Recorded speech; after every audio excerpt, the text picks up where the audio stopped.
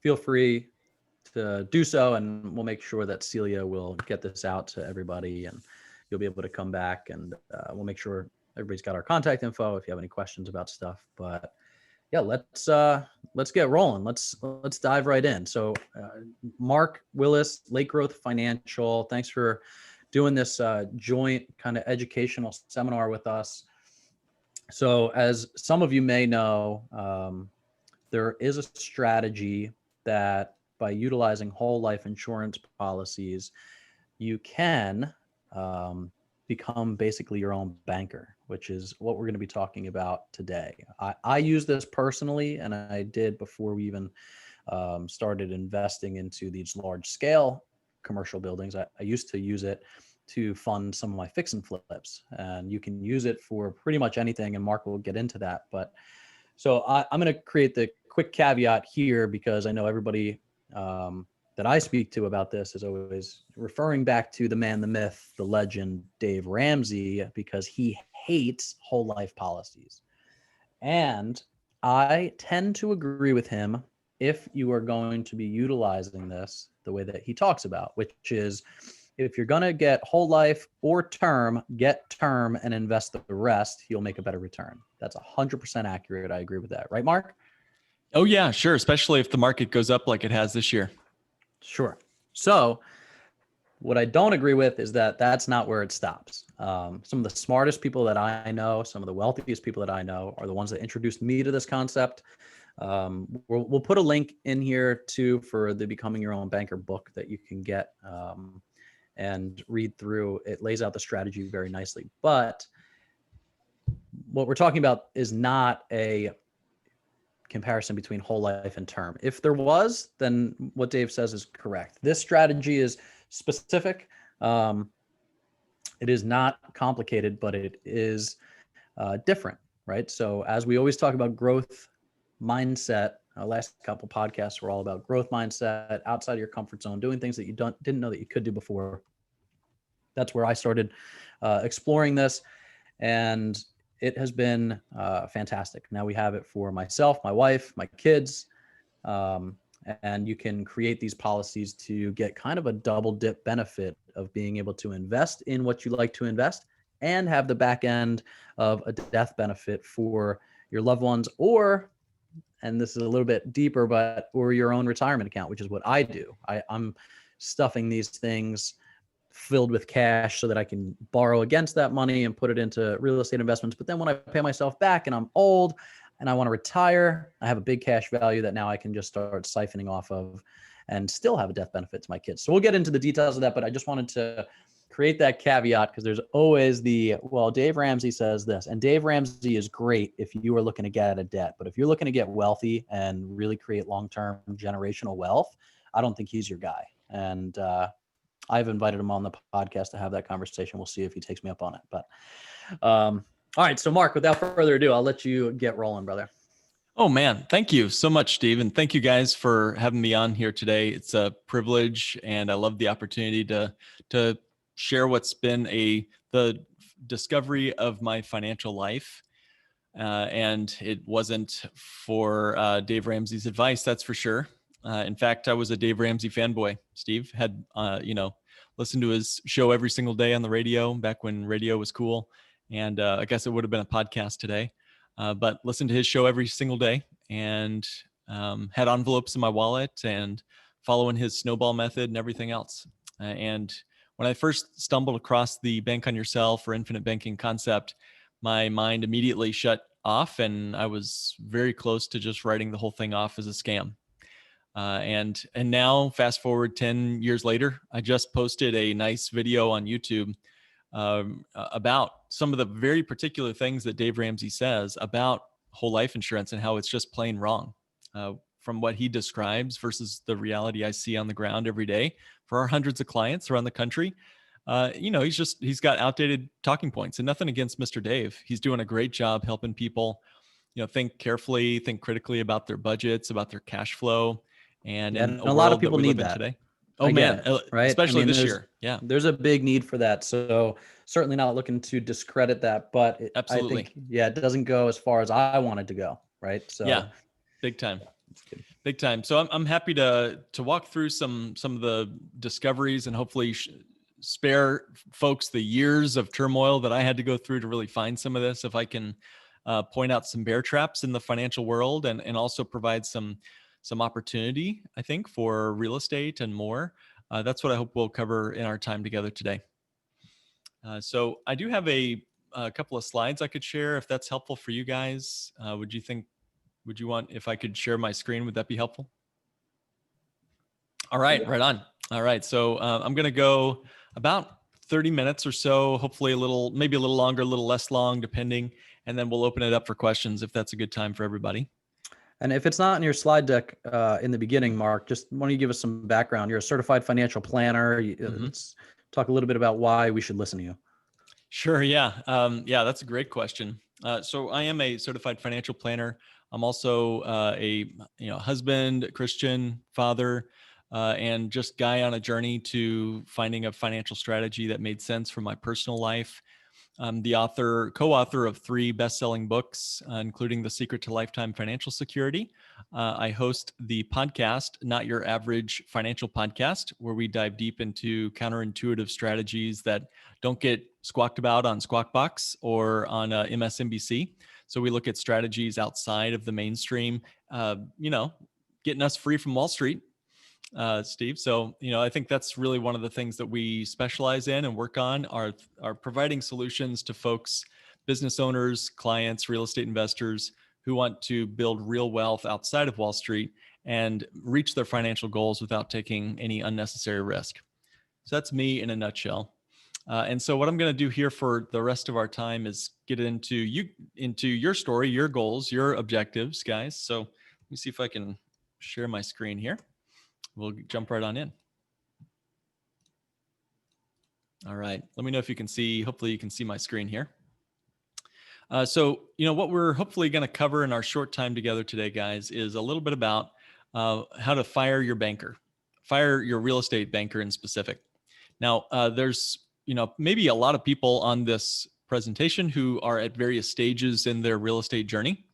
You might be a land flipper, a wholesaler. You might be a landlord. You might be a syndicator. You might be a fund manager. You might be just dabbling at this point in the real estate space.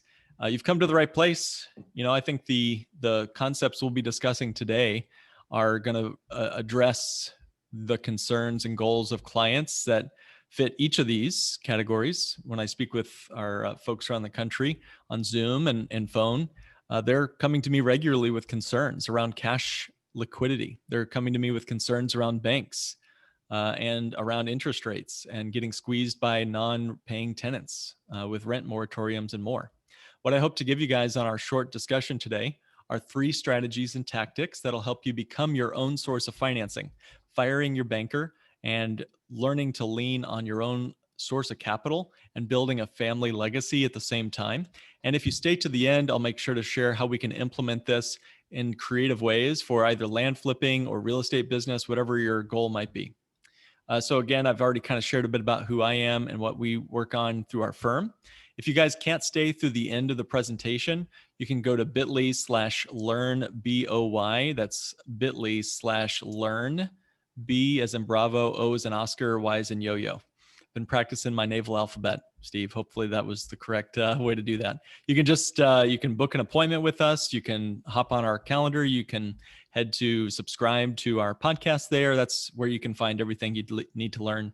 That's Learn Bank on Yourself or bit.ly/learnboy. Okay, so pop quiz. Can anybody do chats or answer this? I'm not sure if I'll be able to see the chat. Oh, wait, maybe I can over here. Guys, tell me who said this quote. A banker is a fellow who will lend you his umbrella when the sun is shining, but wants it back the minute it begins to rain. First person to give me the right answer gets kudos.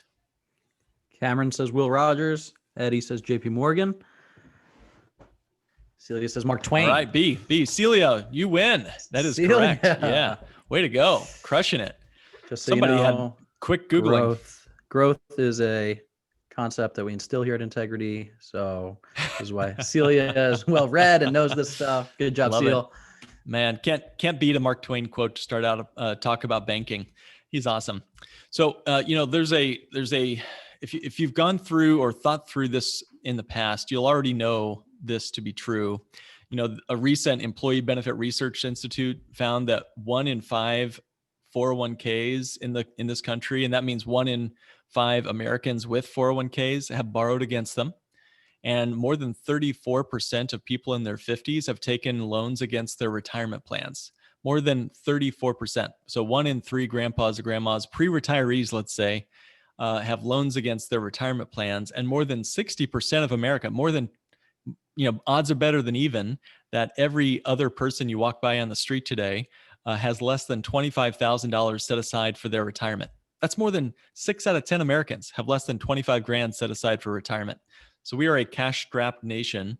And in fact, the Federal Reserve just put out a study that said the average American, more than 50%, would need to sell something or go into debt if they encountered an emergency of just $400. I mean, what is that? $400. That's crazy.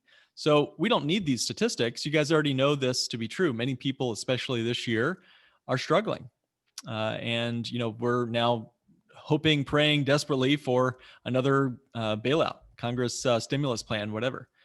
So the truth is, we were already financially sick well before this virus infected our land. And my heart and my prayers are extended to anybody who's been like financially or even worse, medically affected by this virus. And I just hope for the healing of our land. But you guys probably would agree that we were financially sick well before, March 2020. And I'd say the three vicious cycle factors that made us financially sick were debt, speculation, and lifestyle. You spin those three together and it creates a downward vortex that took us to where we are today, where we couldn't have handled a rainy day. And instead, of course, the coronavirus gave us a rainy downpour, a rainy year, let's say, a torrential downpour that has caused some people to be out of work for an entire year and rent to be postponed and major whole industries going under. And I guess we can dive deeper into this for a moment. As of 1940, the average debt load was 11%. If you're average American looking at their income, 11% of one's income, of grandma and grandpa's income, went to 11% went to debt, whereas 27% of their income went to savings. Now think about that for a minute. If you save 27% of your income as we entered this pandemic, how much better might things have been for you this year, and how many more opportunities would you have taken advantage of? Now, fast forward to the beginning months, Q1 2020. So this is before coronavirus came on the scene. The savings rate was 5.4%, and our debt level was 36% as of Q1 2020, according to the U.S. Department of Commerce. So we've essentially flip-flopped from being a saving nation to a debt nation over these last several years here. And that has tremendous impacts for what everything else we'll be talking about together today. So let's see if we can move forward here. So if I could kind of summarize, when I sit down and have initial phone call conversations with folks around the country, one of the underlying belief systems or regular things I hear people say to me, and not so many words, is, "Hey, Mark, my savings can't be so high. I just can't get to 27% of my income saved. I just can't do it." So I've got kids with, braces and, the car payments, both of them. I've got a large mortgage that I have to cover in my lifestyle. I've got past experiences like student loans to take care of. I can't save that much, so I'm going to save less, and I'm going to have to put more at risk and hope that my rate of return will be higher. So I have to save less because I will risk more and my rate of return will be higher. That's sort of the prevailing thought or philosophy I see most people have. And honestly, that's the inception of all of the financial products on the screen here: the 401k, the IRA, day trading, 403bs, mutual funds. All of these came as a result of ERISA, and many of them haven't even existed for one's entire career. Guys, you might be surprised to know that the 401k is just now celebrating its 40th birthday. That's how young the 401k is. IRAs are just a bit younger than that. And Roth IRAs couldn't even graduate high school. That's how young these things are. And yet we're all in this grand experiment where, we're all just sort of expected to have 401ks. We're also expected to be professional real estate or stock market investors by the time we get our first job and get handed that 401k. And I'd say most Americans truly have the vast majority of their net worth in these products here and their home. So the home plus the 401k is where most net worth is for our citizens in this country. Now, both of those, the home and the 401k, IRA, et cetera, are not liquid, are they? They're not available without having to break the piggy bank, get a penalty and a tax, or sell the house, or get a generous banker to give you a HELOC. So all that money is just tied up, illiquid, and that's why most of us have to go into debt if we have an emergency of just a mere $400. Now, I've said a lot. You guys probably already are familiar with a lot of this. And that's why for many of us, the answer is to keep calm and invest in real estate. No surprise there. And there's some tremendous benefits to investing in real estate. The tax advantages, for one, the cash flow, the growth in the equity. It's just a great way to build and maintain and sustain true, lasting intergenerational wealth. And there's absolute truth to that. And as a certified financial planner, I'm not supposed to encourage people to do real estate. Why? Because CFPs generally are taught the party line to pour it all into the stock market, where they can get paid a handsome fee, assets under management fee. But if you just look at the numbers, the data, real estate is a great place to grow and increase and create a lasting income for the rest of your life. So I can't ignore the data, even if it goes against my CFP training. But I also, as a CFP, have to admit, I hope all of us could, that there are some hurdles in real estate investing as well. There's math that we have to consider on both sides of the ledger. For example, on the average, according to Case-Shiller and Robert Shiller of the Case-Shiller Index, there's an average increase of only just 1% above inflation in the real estate asset class across this country. And of course, when we sell or maintain or buy, there's always fees, closing costs, expenses, property taxes, and more. And especially this year, there's non-paying tenants. Hopefully that moratorium hasn't impacted people on this call, but it certainly has been a big impact for a lot of our real estate investor clients. So we also have to realize that whatever Zillow says our property is worth does not matter. It doesn't matter unless they're willing to buy it from you today. The truth is, our real estate is only worth what someone's willing to pay us for. Until then, all we have are paper profits. Now, I think it's important to ask ourselves some key questions. One key question is, are we truly in control of our equity? I meet a lot of people, and the best are the spreadsheet nerds like myself, who show me their portfolio of real estate on a couple of spreadsheets on Excel, and they show me their equity as if it was truly theirs. And I have the same. As I have real estate in my portfolio, I write that word equity and I put my number there. But the truth is, I don't truly control the equity in my home or my real estate properties. It's not mine, and it's not in my control. It's really in the control of the banker who holds all the cards. And the growth of that equity is not guaranteed. If we want to go back to 2008, or if we want to look forward to what may come in 21, there could be some pretty significant changes to that column in my spreadsheet called equity. There's nothing that I can control about that number at the end of the day. I can do some forced appreciation. I can do this and that. But at the end of the day, it's only worth what someone's willing to pay me for. Now, real estate doesn't actually insulate us completely from financial crisis. And think about it. When are we most likely going to need capital? During a crisis. When are banks least likely to give us capital? During a crisis. Celia, back to the Mark Twain quote. That banker with his umbrella takes it away as soon as it starts to rain. They're least likely going to give us cash the moment we need it the most. And when are we most likely going to be forced to sell and get the worst price for it? When is it going to be hardest for us to sell our property at a fair price? You guessed it, during a crisis. So, there's certainly more we could talk about here. Mortgage payments don't earn interest. Equity is not liquid. Equity is not guaranteed, and there's no tax benefit to paying off the mortgage. But there's more to it than that, of course. I'm going to skip over that land flipping piece there. And I'm going to say to you guys specifically today, what do I want my money to do for me? That's maybe the key question. If you get nothing else out of this presentation, get to this question in your own financial life. What do I want my money to do for me? Because where you put your money makes it do different things. A savings account is different than a hedge fund. A real estate deal is different than an annuity or a brokerage account or Bitcoin. Where we keep our money makes it act different. So sitting down and asking yourself, what are some characteristics or attributes that I want my money to have? That's a key piece to this. So maybe I'll just ask the question for a minute.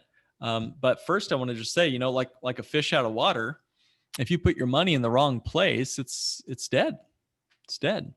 But if you put your money in the right environment, it can really thrive. It can even reproduce. You're going to have a lot of little baby fishies swimming around. But most financial environments take control away from us. Think about Wall Street, 401ks, IRAs, banks, credit cards, finance companies, real estate inventory, shoebox, even a shoebox. There's control that's taken away from us in each of those environments. So I'm going to open it up to the chat here again, guys. I would love to know, first gut thoughts, doesn't have to be well thought out. You don't need, super articulate vocabulary here or anything, but hey, if you could create your brand new, hot off the shelf financial vehicle. We just said the Roth IRA is as young as some of our young adults in this country now. If you could design a brand new financial vehicle like that had all the characteristics you wanted, you could wave a magic wand and do whatever you want it to do. What kind of characteristics, what kind of attributes would be important to you? What would you guys want your money to do for you? Go ahead and put that in the chat for a minute.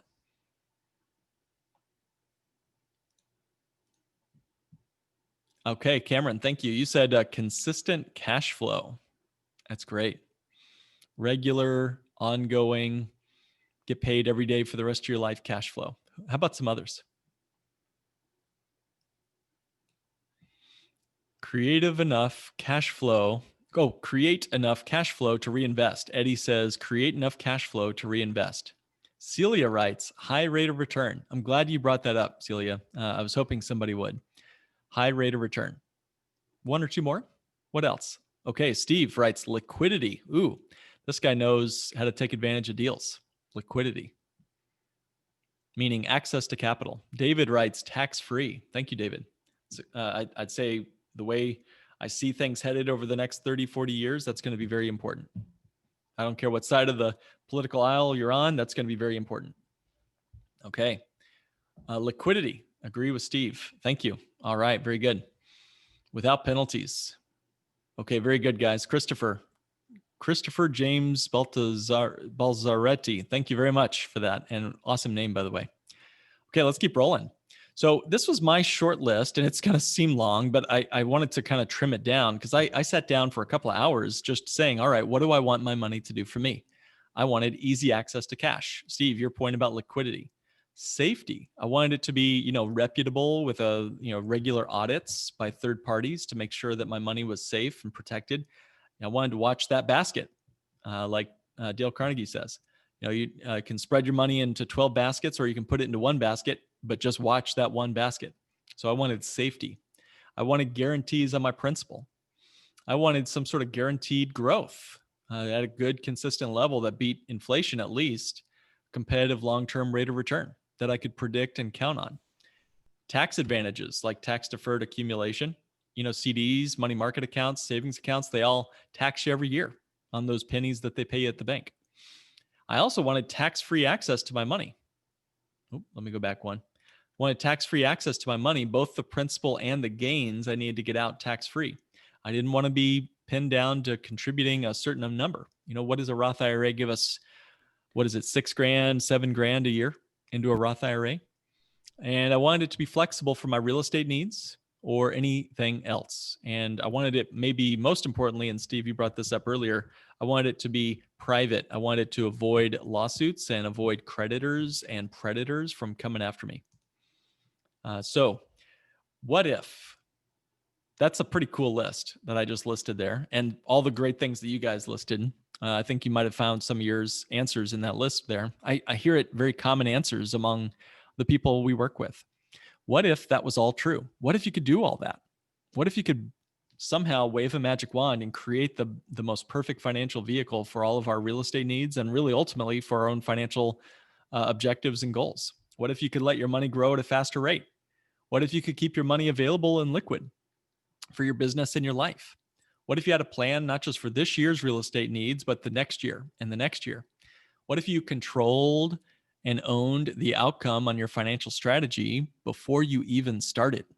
How many people, and you don't have to raise your hand here, guys, but how many of us have bought a real estate deal and it turned out to be a lemon?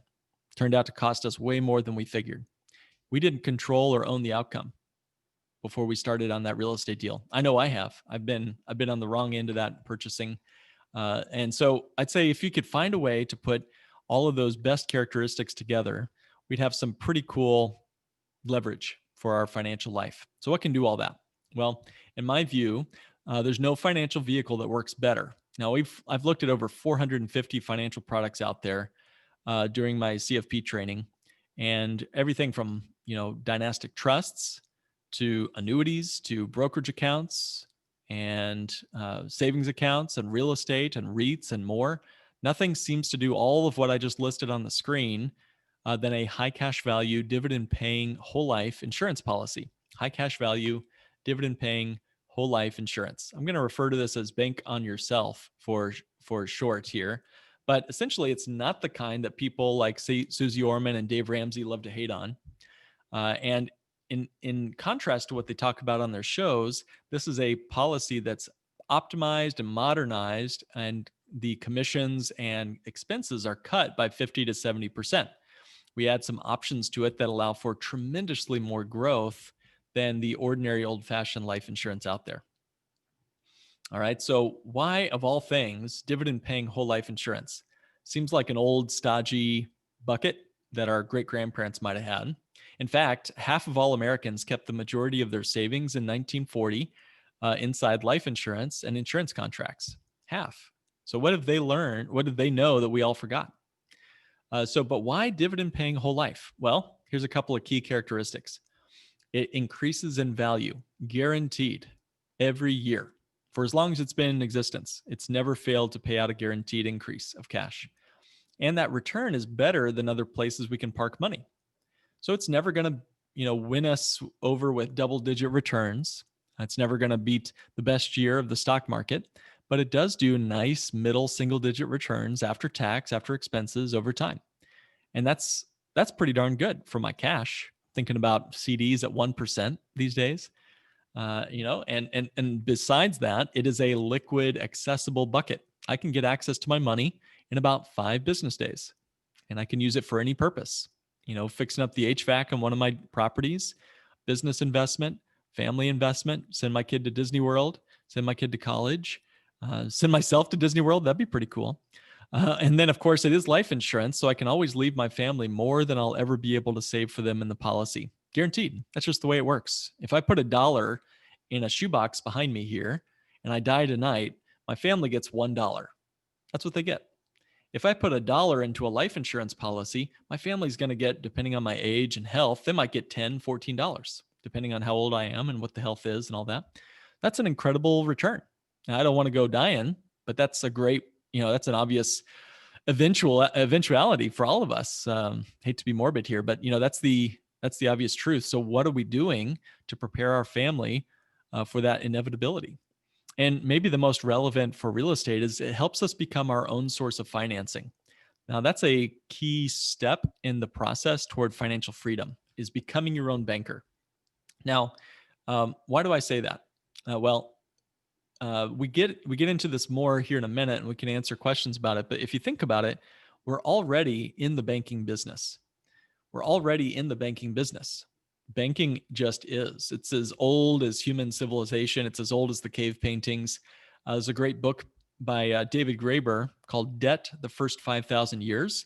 And he describes banking from 5,000 years ago till today. And so the question is not, are you in banking? Even if you pay cash for all your deals and all your cars, first of all, good for you. Second of all, you're still in the banking business. We just sit on the wrong side of the banker's desk. We're using the wrong person to do our banking for us. And so by becoming your own source of financing, you're bringing that function of banking back in-house so that you can use all the power and the leverage that banks have enjoyed for generations. Okay, so this is a specific kind of whole life insurance. Again, it's modernized for supercharging the cash value. Now, there's two kinds of life insurance. There's term insurance, which is the kind you rent, basically for 10 years, 20 years, whatever. And then there's the kind you own. When you own a policy, you build equity, just like when you own your home. You build up equity in this policy called cash value. And if it's issued from, if the contract, the whole life contract is issued by a mutual company, not a publicly traded one, but a mutually owned company, you control and receive the profits from that company. You receive a dividend as a result of being a co-owner of the company. Now, gains, when I get a gain or a dividend from last year, it becomes locked in and guaranteed for the rest of my life. I can never lose the money I got last year. Now, think about that as compared to, say, Coca-Cola stock or Tesla stock. If I get a dividend this year and I reinvest it into Tesla stock or Coca-Cola, and then the stock price falls, I essentially lost last year's dividend, didn't I? But if you put a dividend into the policy through paid up additions, it's guaranteed for the rest of your life to grow on a predictable basis. And that money is guaranteed. Dividends each year are not guaranteed, but once you receive one, it's yours for the rest of your life. Now, maybe to the most salient and dramatic point of this entire presentation, when I borrow against a life insurance policy that's designed the bank on yourself way, and we'll get into how important that is here in a minute. When I borrow against a policy that's designed the bank on yourself way, it will continue to grow even on the capital I borrowed, as if I never touched a dime of the money.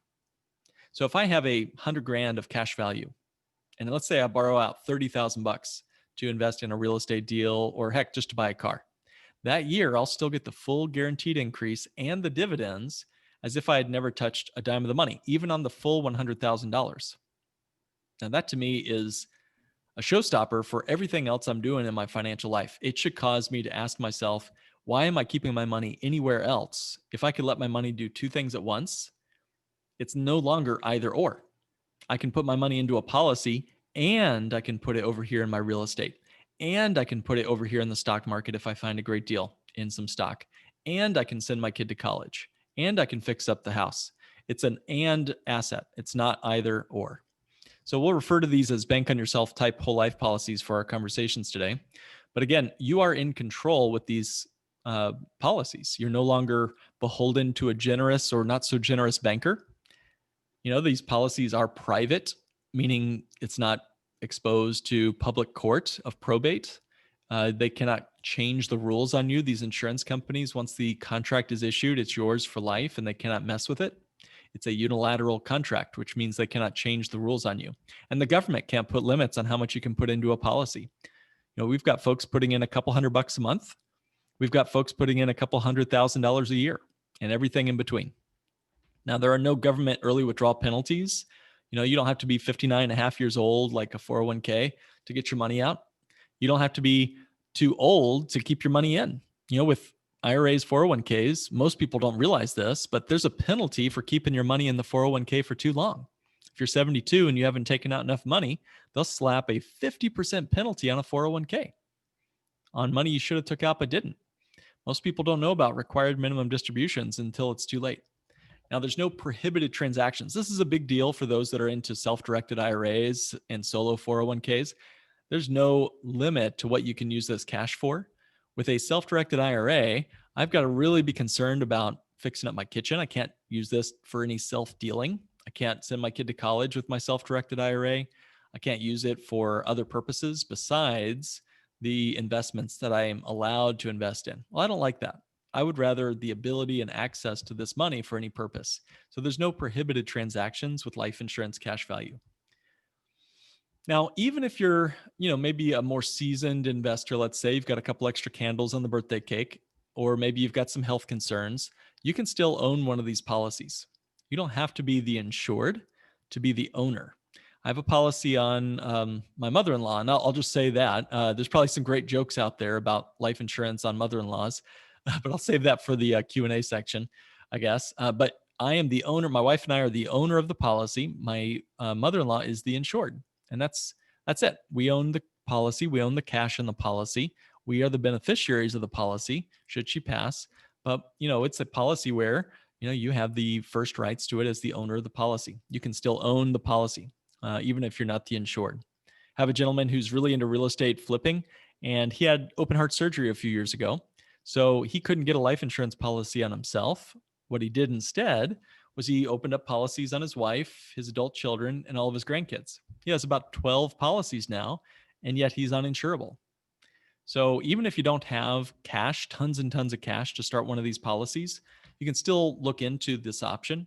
There may be some ways. That's partly what we do, and what we'll offer folks on this webinar today, a chance to do, is to have a sit-down financial analysis at no cost to see if this is a good fit for you. We'll do a Zoom call. We'll look at all your numbers, kind of get into the details of what this might do. And if it's not a good fit or it just won't work for you, we have to be clear and we have to be upfront, and we have to let you know clearly that it won't work. That's just our commitment to you. It's good business for us, and it's just the right thing to do for you. So there's a gentleman named Dan Proskauer. He's an engineer out on the East Coast, and he gave us his net worth chart. And I was very surprised that he'd be willing to do that, to make it so publicly available. But I want to show his net worth from 2000 to 2009, right there. So from 2000, he doesn't give exact numbers here, but he does show the up and down of his net worth. And he watched the rise and fall of the tech bubble. There's pets.com right there. There's Enron right there. And, he watched the rise and fall of the real estate crash in 2008. Watch it go up and watch it come down. All of that was paper loss and paper gains. For a decade, he lost essentially a full decade of net worth growth. Like many Americans, it was a lost decade. But he opened his first bank on yourself policy in 2009, and watch his net worth climb. That's real wealth being built from the ground up. And these are gains that are locked in. Again, they cannot take gains away from you. When you advance a year in the policy, it's guaranteed cash accumulation. He's nearly tripled his net worth in 3 years. So by the way, the red and green there are him taking policy loans as he goes. He's investing in real estate. He's bought some businesses this way. So let me get to this page here. So again, it's not a cure-all for everybody. It's a nuanced solution, and it's not for overnight wealth either. You can't do it if you can't save money, or if you need instant, infinite rate of return either. What it can do is help us with opportunity cost. As I say, there's only two ways that most of us buy stuff. And let's imagine this zero line here, this horizontal line is net zero over your lifetime. We're all born naked as we came, and you can't put a U-Haul behind the hearse. So we always start and stop at that net zero line. But what happens next is really important. If you can't buy something today with cash, if you didn't save for that car or that real estate deal, you have to go below net zero, like that line shows there. And then you're on a monthly schedule to pay back the bank where you borrowed the money over the next 3, 5, 30 years. You bought that car and now you're driving it, but now you've got a monthly car payment, right? And you climb and crawl and scratch your way back to the net zero line. And that's when, Steve, they'd be calling up Dave Ramsey to scream, "I'm debt free." Only what? To have the kids kick in the back seat. And all of a sudden they're they're out buying the next car. And then the cycle repeats itself over and over and over again. And then saving cash is similar. There's no real change. We're just climbing that saving staircase, only to watch it crash when we spend the money. When we take the money out of our savings account. You guys think about it. How much interest do you earn on money you spent last week, last month? Right? Nothing. And you only grow your money again slowly when you can save it again. That's the problem with paying cash. That's why you're still in the banking business. Every time you pay cash, you put it into a banking system that now can loan it out at 10 times what you put into the bank through fractional reserve banking. And you break, more importantly to your personal life, you break compound growth. The first rule of investing, according to Charlie Munger, he says never interrupt compound growth unnecessarily.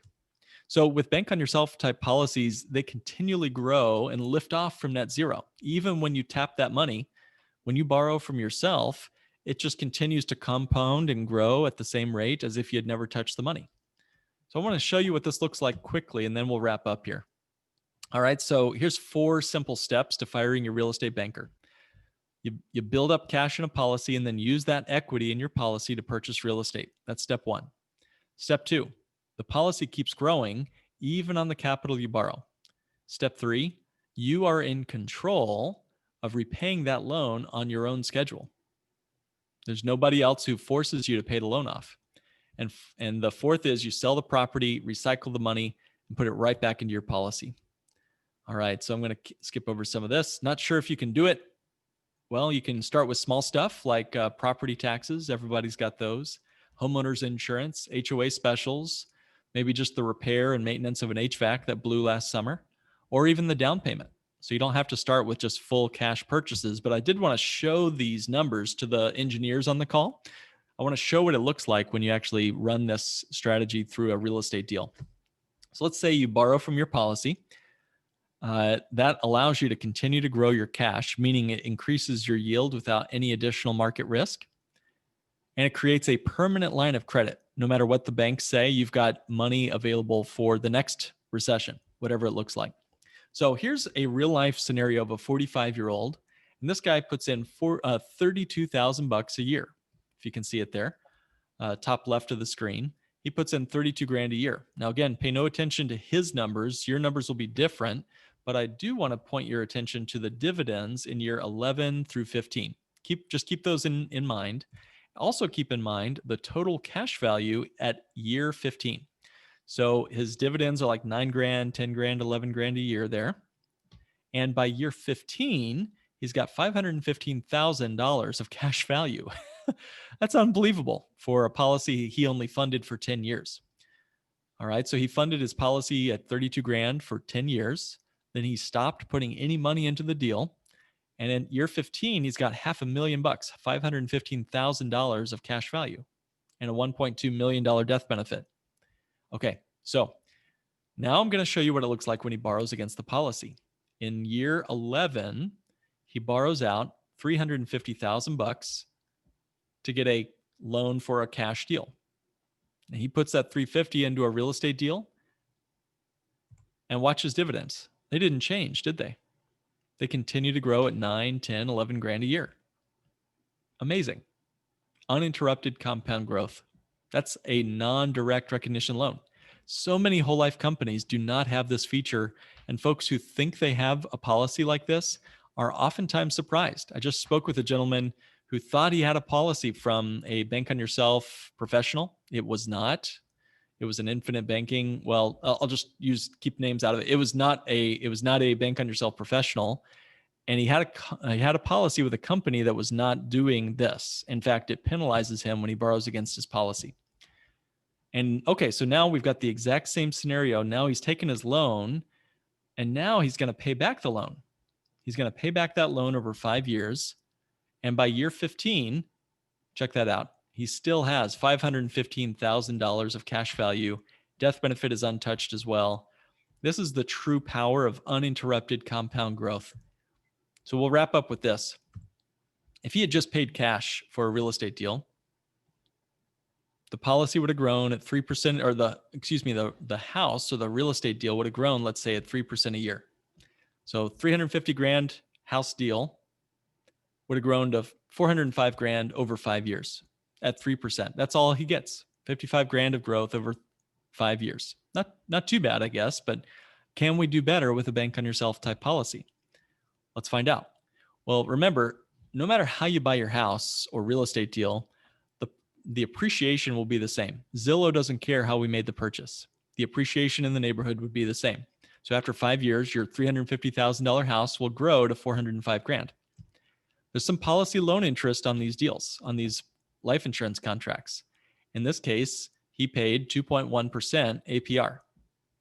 Now, I'll leave that up to you if that's a good deal or not. But to me, that looks pretty good as far as cost of money goes. So over 5 years, he would have paid $38,000 of loan interest, which works out to 2.1% APR.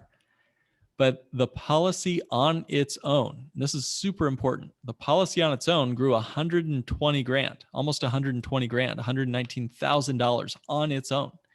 So the true ROI here is now 10%, not 3. And the total growth is $175,000, not 55. I mean, guys, which of those would you rather have if the money was the same? So for sake of our time, I'm going to skip over some other pretty cool strategies. I would love to, if you want to go back over any of this, I just see our time and I want to be respectful of folks' time. We'll come back to this if you want to come see some more about it. But I will mention and wrap up by just saying, hey, you want to work with a Bank on Yourself professional? There's only 200 of us around the country. We've all got the credentials. It's the only credentialed program in the country that helps the general public, like all of us, know for sure that you've got a true Bank on Yourself designed policy the way I've described it here today. There's 400,000 life insurance agents around this country, and you don't want to end up with a just Googled it advisor, somebody who just hung their shingle on YouTube. You don't want to end up with the wrong company or the wrong contract. As I mentioned about that gentleman earlier, you want to work with an insurance company that's been around for over 100 years and has never missed a dividend and has a non-direct loan feature that allows the policy to continue to grow. So that's super important that we work with the right contract and the right advisor. So you guys all know that real estate is not just something, at least for most of us, we didn't get taught this as kids. It's something that you've probably been learning, and that's what brings you here. And good for you for being here and sticking with it to the end of this learning time. I'd say, the best learning is the kind you self-teach and self-learn. So good for you guys for being willing to continually educate yourself and to be on webinars like this. Now the next step is to work with partners who are on your side of the table to build solutions that help you meet your objectives. So pick a plan that meets your needs and invest in real estate the way you love to do. But all I'm recommending is that you consider how you make the investment. Where does the money come from to make that real estate investment, whether it's a syndication deal passively, or it's more direct investment into property or commercial deals. So again, that's the next step, is to really just sit down with a one-on-one in an advisory role with a Bank on Yourself professional. I'd be honored to be considered among those. And we also have several other advisors in my firm who could also meet with you directly. So the best way to learn more is to go to bit.ly/learnboy, Bank on Yourself, bit.ly/learnboy, and you can hop on our calendar there. You can subscribe to our podcast, which is Not Your Average Financial Podcast, through that short bit.ly link. It's all there at bit.ly/learnboy. Okay, so with all that, I'm going to hush. Maybe we have a little bit of time left. I'm not sure, Steve, but I went pretty fast there. Maybe we can chat some or wrap up or ask questions. What would you like to do next? Yeah, no, thank you so much. It's great information. Like I said, I use this myself. So if you guys, what I think is always a cool exercise, right, is getting with Mark and saying, hey, I have already invested in one of Steven's syndication deals. Can you show me what my rate of return would be different if I gave the money to my policy first? And I think it's important to note that these policies allow for what they call paid up additions rider, which means you could stuff a bunch of money into it right away and then have access to it about a couple weeks later. So my first policy, we flipped a house, made 100 grand. I took that 100 grand and I overfunded my policy that year. And then my policy premiums, which were, $12,000, $15,000 a year, stayed the same with another addition to, if I wanted to put another $7,000 or $8,000 in there a year, I could, but it put 100 grand in, I got 90 grand back out to continue my business. So you can structure this in a way where you can stuff a bunch of money into it to really pour gasoline on it. If you call your current insurance advisor or any just Googled it advisor, they're going to tell you can't do that, right? A paid up additions rider is a very specific rider to a contract, and it makes these guys less money. So the insurance agents are not incentivized to do a paid up additions rider, right? They just want to get you into a big policy that you have to pay every year. So I need to stop sharing your screen, Mark. Sure. Yeah. And we can take some questions. You guys can put them in the chat box or feel free to just unmute yourself. So Celia Cortez, how long do the funds need to be in here before you can take it out? And that's a great question, Mark. Why don't you take that one? Sure. Yeah. In many cases, the money can be put into a policy and then taken out within about 21 days. So again, it comes down to the company you work with. I have seen a lot of people who have contracts with other companies where it might take a full year before you can get the money out. Yeah, mine took 30 days. So I needed 30 days to season. I know that there's other policy creators that I've spoken to that do this bank on yourself, and it's been as little as 2 weeks. Now that I have it rolling, by the way, I put money in and I could take it right back out. There's no seasoning anymore. That's so true. You're right. So the initial seasoning might be 3 to 4 weeks, but then once it's started, after that first month, you can put it in, take it out much faster, 5-7 days. So Eddie says, what if you already have a term policy? Is it possible or beneficial to have both? Yeah, fair question. I was surprised to learn you can have as many life insurance policies as the companies will approve you for. In fact, I was watching Mitt Romney give a speech. Now, again, long time ago, and regardless of politics, that's one wealthy dude. And turns out he disclosed in this workshop that he has 17 whole life and other term insurance policies on himself, his wife, his kids, his grandkids. So you can have multiple policies on yourself, term plus whole life, no problem at all. But now if it's beneficial, that's something that you'd kind of have to work out with your own situation and what your goals are, right? Like my dad, he had a term policy until we were all 18. Once we turned 18, he got rid of that term policy. Unfortunately, he didn't know he was going to die about 5 years later. And he also did that at the bottom of the recession. So he lost about half of his wealth that was in his 401k, no longer had a whole life or term policy. So as you can guess, right, his generational wealth that got passed on was extremely limited by that. When I started with my wife. I stuffed a bunch of money into her whole life policy. I didn't have enough money for mine. So what I did, and Mark, I'm sure you can help people do this too. If you don't have the money, maybe do a convertible term. So I have a term life policy that I can convert to whole life when I get the next influx of cash, and then I will convert it to whole life. I'll stuff another 25, 50, 100 grand into that. And then now my term life is done and my whole life policy is going to stay in force until I'm dead. So I don't see the benefit personally to hold a term policy while I have a whole life policy, because the death benefit is there.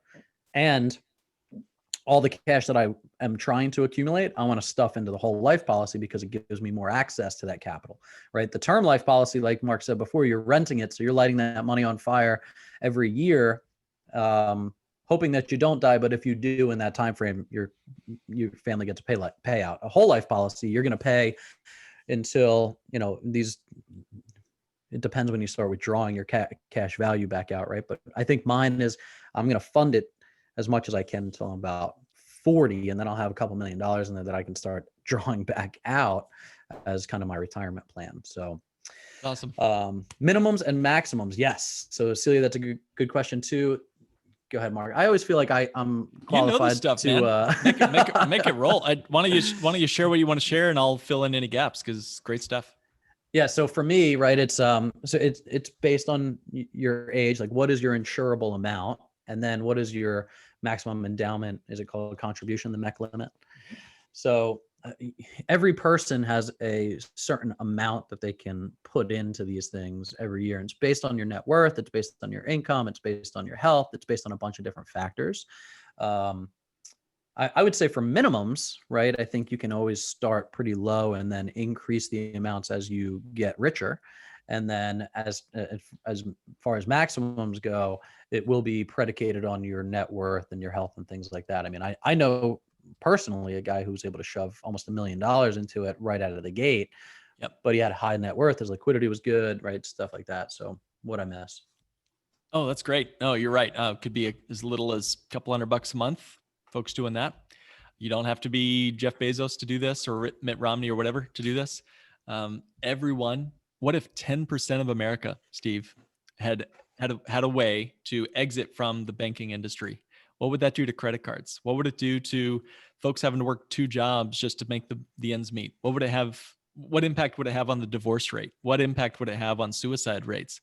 When you think about the way in which banks have their thumb on our nose, if they could find a way, if we could find a way, even just 10% of Americans found a way to break free from the slavery of the banking system, imagine the kind of outcomes and results that we would experience. And then, yeah, you could do as little as a couple $100 a month to get started, or as much as you can be approved for. The sky's the limit as long as the insurance company is willing to approve you for it. So, and I know that Mark has spent a lot of time talking about how we can pour gasoline on the fires of real estate returns. But if you go to his YouTube channel and you check out some of the other things, he does some really amazing presentations with people on how to help them get out of debt faster. So in terms of minimums, they're not able to, they don't have a lot of cash flow to stuff into these policies so that they can pay credit cards off. But by using the policy in the same way that we were just talking about it, but to pay credit card debt off, right? Now they're borrowing from themselves at 2.1% and paying off 24% interest credit card debt. It accelerates how fast they can get out of debt too. So, on the other side of that is what we're trying to do, which is invest and get higher returns and asset protection and a death benefit on the front end of that, right? Mark has worked with a ton of clients that'll help them get out of debt faster so that they can eventually get to where we're talking about. Just had a call yesterday with a gentleman. He's got $120,000 of different types of debt, mostly consumer, and for various reasons that we don't need to get into right now, but he is sick and tired of being under that slavery. He's like many Americans. He's got a third of his income going to banks, credit cards, finance companies, but he's overpaying on it because he's sick and tired of being sick and tired, but he doesn't like the feeling, the empty calorie feeling of just throwing money into a hole and getting that nice thank you payment. Thank you for your payment. Thank you for your payment from Sally Mae and credit cards and all their cronies. So what he's doing is what we've trademarked, the debt snowbank method, not the debt snowball method that Dave Ramsey talks about, but the debt snowbank method, where you're able to pump money into a policy, a family bank, as it were, and borrow against it, continue to have it grow for you, and use that money to wipe out your debts one at a time. It's a great way to be better than debt free. So when we're as famous as Dave Ramsey, Steve, maybe you and I can make a radio show. Folks can call in and scream that I'm better than debt free. That's right. what I want to see happen. I like that. I'm the banker. Yeah. Good stuff. Anybody else? Feel free to jump in, unmute yourself, type in the chat box.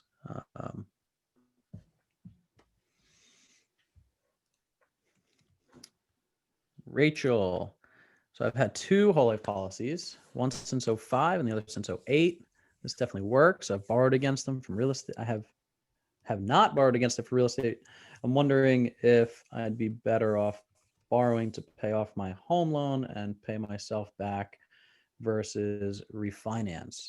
So yeah, it's a good question. I can only speak to what we're doing personally, right? Right now I just refinanced my house. It came out at like 3.25%. So that's pretty cheap money, although it is compound interest, not simple. You do have to understand the variables of that, right? But I make between 12 and 15% on my money when I put it to work. So for me, I'm borrowing against my policies to create more cash flow versus get debt free. And that is simply a virtue of what you're looking to do, where you're at in life, what makes more sense for your lifestyle, right? I'm paying off your house and not having a mortgage payment makes, can really take a big burden off. That said, if you refinance at 3.25% and you put your money to work at 12 and you arbitrage the difference, right? Maybe you could do both, right? And now your cash flow payments are now paying your mortgage and you don't have to pay for it. So that's how we look at it. We always want to increase our cash flow as much as we can while also insulating the money that we have. So yeah, whatever works for you. I think both are great strategies. There's no lose here, right? It's a great position to be in when you have to make these types of choices. Do I go make more cash flow or do I pay off my house versus what a lot of people do, which is try to stuff more money into a 401k and pray that it goes up. So great. That's great news, Rachel, that you started those so early. I'm starting them on my kids now. So like they're, 7 and 3 and 1. And we've done some calculations based on what we can invest on them and when they'll become millionaires. And man, I wish somebody taught me this before I started it, but it's great information. So cool. Anybody else?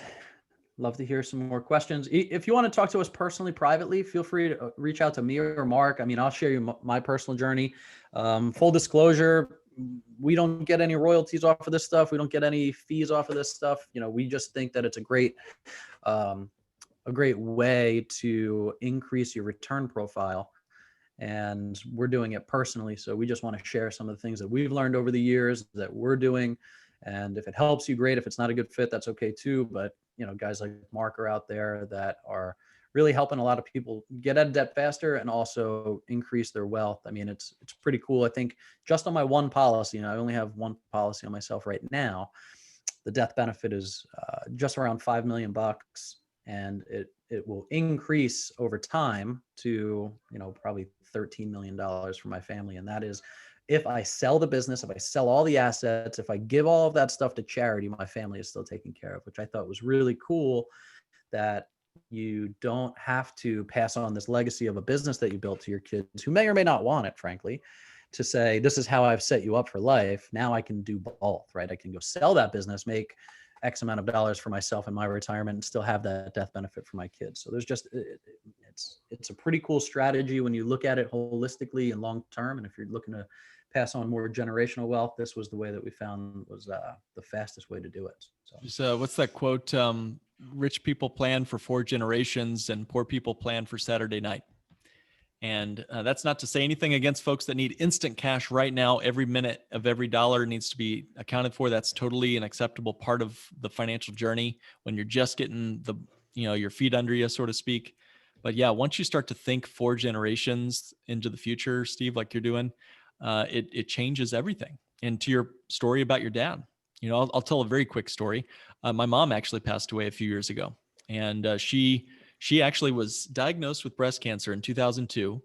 That makes you uninsurable for a couple of years. And so we couldn't get a policy on her until 2012. Now, everyone's different. You might have been able to get a policy sooner or later, depending on your diagnosis, whatever. But for her, she was uninsurable, had no life insurance until 2012. In that year, we got 3 policies set up for her. And they were minimally funded. She was in a lot of hurt because in 2013, she got re-diagnosed, and financially she was having to cover chemo and all that, but she funded those policies as best as she could and moved money out of other accounts to do it. And she saw it as a part of her retirement package. She thought she was going to live a long time, but God took her home in 2017. And you guys know that anyone who's lost a parent, you want that parent back 1,000,000 times over, more than any dollar sign that you might receive. My brother and I sat down and looked at what my mom had paid for those policies relative to what we got back in terms of a gift from her. It was 1,000% rate of return, income tax free. And guess what? Guess where we put that money? Because it's got to go somewhere. Guess where we put it? Steve, got any guesses? Real estate? 4 new policies. Yeah. That went into all that money went right into 4 new policies. Smart. Right. And have since gone into real estate. So it's not either or, And correct me if I'm wrong, right? This is what the Rockefellers do. They put policies on every new Rockefeller that's born, and the beneficiary is a trust. And that whole family can now go and borrow from that trust whenever they want to start a business, go to college, buy a house, and then it's a loan from the policy. When they die, it goes back and pays the trust back out, and now it's bigger and bigger and bigger. There's a great book, What Would the Rockefellers Do? Read it. The difference between the Carnegies and the Rockefellers is one is still super rich, the other is not so much. And this is, in my opinion, the game changer that allowed them to create and pass on generational wealth, because they're just smarter with their money. So What Would the Rockefellers Do? Good book. It's pretty cool, because now you took that however much lump sum, put 4 different policies on 4 different people, and now that's just going to keep on rolling, and you get to go invest that money too. You can pay off your house if you wanted to, right, Rachel? We could do both. So that's what I think is pretty cool with these policies. It's a gift from my mom that's now to her grandchildren, these many years later, someday, so it's awesome. Chris, I was ready. One more question before we go. We just said, does it differ if you're a W-2 versus categorized as real estate professional? So no. This is what I love about this policy structure, is that doesn't matter. You don't have to, there's no litmus tests for whole life policies like there is with 401ks and depreciation. What I love about this is you get a death benefit, you put it into this policy, and when you invest into a syndication, it looks just like your own cash for depreciation purposes. 35% of our investors invest with us through 401ks or IRAs. but they miss out on that tax benefit because it's already a tax deferred vehicle that they're investing through. This does not do that for you. So if you have extra cash, you stuff it into a policy. Now you get the depreciation as well.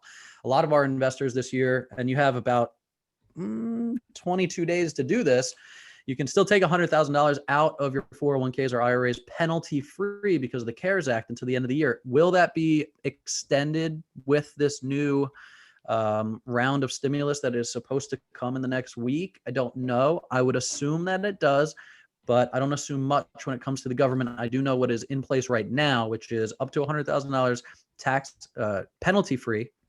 It will get added back to your taxable income if you don't pay it back over the next 3 years. If you can invest in something that offers you depreciation, maybe you should talk to your accountant to find out if that depreciation will offset those taxable gains, right? So now we're just playing chess. What I love about this is it gives you another chess piece on the board to start figuring out how to create wealth. And, you know, as a person who grew up not talking about money because it was always a taboo subject, I love getting on these calls now and talking about what wealthy people are doing that I can do myself and see how it will help myself and my family grow. So hopefully it's created some value for you guys today. Really appreciate everybody taking the time to jump on here. Mark's information is in the chat box. We'll also email out this presentation with his contact information. And if you have my contact information, great. If not, it'll be in that email as well. So thank you so much, everybody, for joining us. Thank you, Mark, for your time. It was really helpful. Everybody, I hope you had a wonderful Thanksgiving. I hope you have a great holiday season coming up. If we don't speak before then, and a great new year. If we do speak before then, which I hope we do, then, you know, we'll do the pleasantries later. But everybody enjoy the rest of your week and your weekend. Thanks so much. Thank you so much, guys. See you.